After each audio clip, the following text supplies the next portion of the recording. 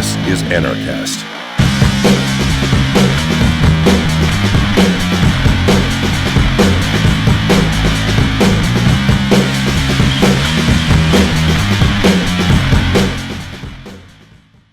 Hey everybody, welcome to another edition of Anarchast. This is the first one from my home, right outside of my house in Acapulco, Mexico. And I found a fine young anarchist, Josh Luther from Fairbanks, Alaska. And he came down to visit us down here. He knew we were having a little anarchist enclave, and we're very happy to have him. And the first question I'm going to ask you, Josh, how did you become an anarchist? Well, it's kind of been a long, tortured road for me. I started out on the opposite end. I was a card-carrying Marxist. I read Marx's manifesto. I was totally converted. You started as a Marxist. You're the first one who started on the Marxist route. Right. Very interesting. It was a bad deal. No, I had no influence. I just kind of picked it up on my own. I wanted to help everybody, and I thought the best way to do that was with guns. That's the only way to help people with Marxism. And I kind of followed that I joined the military right out of high school. Oh. And I was in the military for 4 years. I met some friends who kind of challenged a lot of my assumptions and broke down a lot of stuff, and I didn't like what I was doing in the first place. They introduced me to Ayn Rand. I read Atlas Shrugged, The Fountainhead, and all that stuff that goes with it. And then someone introduced me to Ron Paul, and I got involved in that campaign.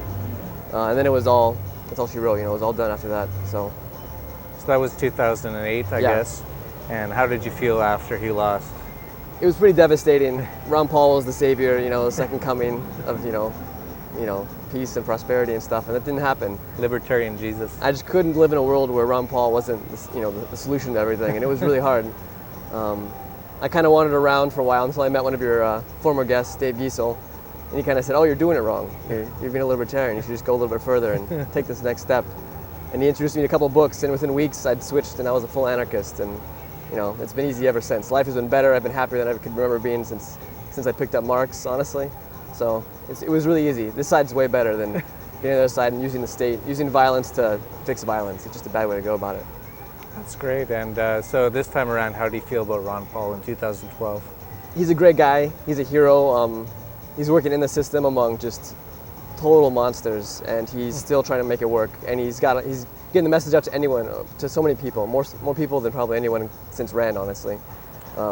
That's what Lou Rockwell said. He was on our show, and he said Ron Paul has converted more libertarians into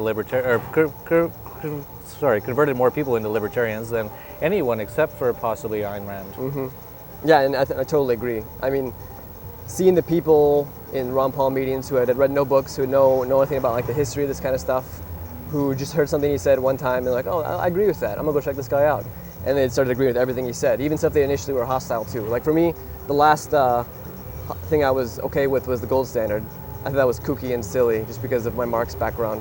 I thought it was ridiculous, and then I started doing just a little bit of reading, and I was like, "Oh, this makes so much sense," and it was over after that.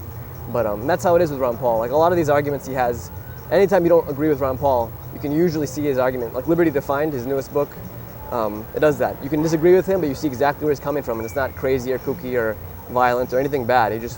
I really get this guy, he's doing a great job with that. So. And I know you told me earlier that you've started trying to not convert, I don't want to use the convert, it sounds religious, but trying to open people's eyes to what you have found out.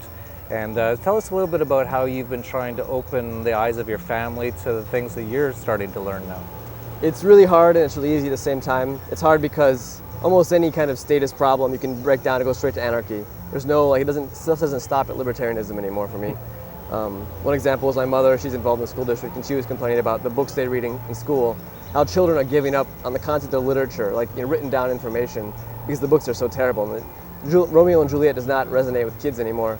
And there are so many good books that are modern and easy to read, and kids could learn to love reading, which is how we convey information between generations. It's an essential thing for human beings, and kids hate it. But she was like, some guy far away is telling our kids what to read based on his own opinions. Like that's government in all forms, in every aspect, and it kind of made our eyes open up. And I've done that with multiple members of my family, but it's a slow process. It's a big, chasm to leap for a lot of people.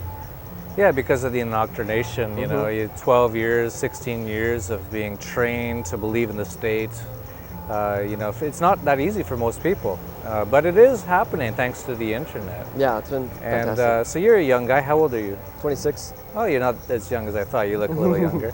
Yeah. So you're looking at what you're going to be doing in life, and I know you've been talking about maybe going into law.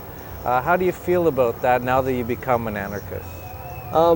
Anarchism actually pushed me into law because I realized it's pretty much the only place the state plays by any kind of rules, even though it routinely kind of ignores its own rules in that aspect. But and I wanted to be someone to help people who are being taken advantage of by the state. Just like 95% of cases don't go to court, and prosecutors leverage that. They say, hey, if we take this to court, we're gonna screw you over.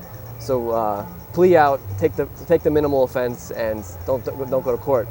And I think that's just totally wrong. Innocent people are pressured to plead guilty to crimes they didn't commit because the prosecutor's saying we're gonna take you to the cleaners if you don't. And I think it's totally wrong, and that happens all the time. You see it everywhere, and it's routine in the system. So, yeah, it's a big game at this point, especially in the U.S. It's amazing how it's become so lawsuit focused. It's just evolving at such a rapid pace. And I know you had a personal incidents with someone who you're involved in Fairbanks had the law come after him. Is that correct? Oh, it's a meat for heat case. It's in Fairbanks. Yes. Yeah. Tell everyone a little bit about that. In Fairbanks, it's a very cold place, so wood heat is a very normal way to heat your house. And some guy traded wood heat, or actually he shot a moose, and he traded the moose meat for wood stove heat. Oh, and Guantanamo Bay. Yeah, the law went right after him and said, Yes. hey, you're not allowed to trade your own animal meat that you shot and hunted for any kind of other goods. It's against the law. And I thought it was fantastic because I saw in an article in the local newspaper, it said the guy gets a lawyer, and then like 2 articles later, it's like the case is dropped. And that's how it is with law. And that's what I kind of want to do. I want to be the guy who goes in and helps this guy protect himself against the state. Because without a lawyer, without a good defense lawyer, not someone that's appointed by the state, they can just walk all over regular people. That's great. And is there anything else that you've seen down here while you've been in Mexico that's opened your eyes? Yeah, one thing is the local buses, this big strip down in Acapulco. The buses, they're all privately owned. They're quick and efficient. There's like They race to get Yeah, customers. It's exactly. the beauty of private industry. it's like 1 every 10 seconds, and that's not an exaggeration. It's really not. No. And they have all of these signs on them that says like, "No, Senor Governor, we are not going to give up our business. No to Acabus." And Acabus is a municipal bus where like they try to get tourists on it. I guess it's government run or whatever, but all these guys are protesting it, and it's just beautiful because you're sitting there. And there's 10 of the local privately owned buses coming out every few seconds. And then every half hour or so, like in the States, you get a municipal bus coming by, and it's just the contrast is stark. It's like it's so loud. And in the States, you couldn't protest something like that. You'd have to stop running your business. You'd have to hire a bunch of lawyers. You'd have to take the state to court. Basically, it's infinite money to hire lawyers and win. Like the odds Well, are. they use your money against you in Yeah, court. exactly. You can't win, really. I mean, you couldn't do something like that here. These guys are going to run their buses until the governor backs down. In the States, they'd be shut down at gunpoint, Yeah. and they'd have to hire lawyers to get it back open again, Yeah, providing and a great service, too. Yeah, and the funny thing is, they will fight the government to the point of actually killing the government. And so they might actually shoot someone or cut their head off, and then all the Americans will go, that's crazy. What an out of control place. These people don't understand true freedom because they're fighting their own government to the death, which is what you should be doing, instead of just giving in. And like you said, every bus here comes, it's actually less than every 10 seconds. Yeah. It's literally every second if you want, because they will actually race to come pick you up. Right. Every bus is different. They're all privately owned. Some are called disco buses, and some have different right. things. Some have air conditioning. They all offer different things, and people Yeah. are interested in different things. They're not sterile American buses. They've got like cartoon characters on them and glitter and big rims and flashing lights. Like it's totally great. It's great to see it. Yeah, it Couldn't is. exist in the States. No, well, in the U.S., you wait, and you get about a bus every hour or two, and when they roll up, it's some union employee who hates their job, who hates you, because unionism, in a way, is a form of socialism, communism. It's an unnatural way of doing things. And these people, I deserve $30 an hour because I drive a bus.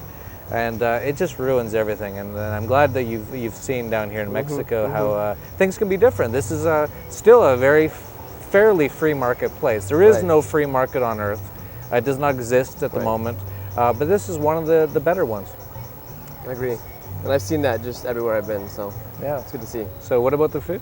On the beach, you walk along the beach and people bring you food, bring you tacos. And in the States, you couldn't have that because brick and mortar restaurants would make it illegal to offer food to people on the beach. That's fascism. It's totally insane, and it's the law not working for the people, it's the law working for businesses, and I can't stand that. And here, it doesn't happen. You got people offering you stuff, they come up to you, it's almost like a fun thing. You get a table, you get a beer, people come in and bring you stuff, and if you want it, you buy it, if you don't, you don't. And it's great, it's fantastic. And yeah, Doug Casey recently said that almost every country on earth is fascist now, and really they've all tied into the business and the government have worked together, and they really try to limit competition, which is the beauty of free markets.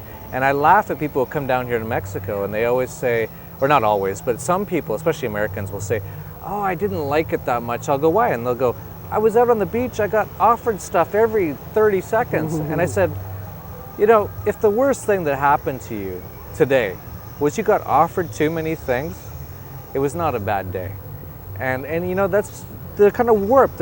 I want it all sterilized. I want just one person to come up and offer me on a menu plus tax, everything. You know, Americans are often the last to actually see what freedom really is anymore. It's a really sad thing. Absolutely. And that's kind of where law as magic comes in, because like these guys cast spells to remove these people from the beaches. It's like it's a natural environment. You've got people with money and people who want to sell things. And then some politician casts a spell and all the people who want to sell things go away. So if you want to buy something, you have to go to the overpriced shops. Like I just think about California beaches, empty full of any kind of entrepreneurial activity. You have to walk to the really expensive beach restaurants, walk to the really expensive beach shops. There's no one selling you things at a price that you're willing to pay things at. So I mean, it's all fake. It's a big mess.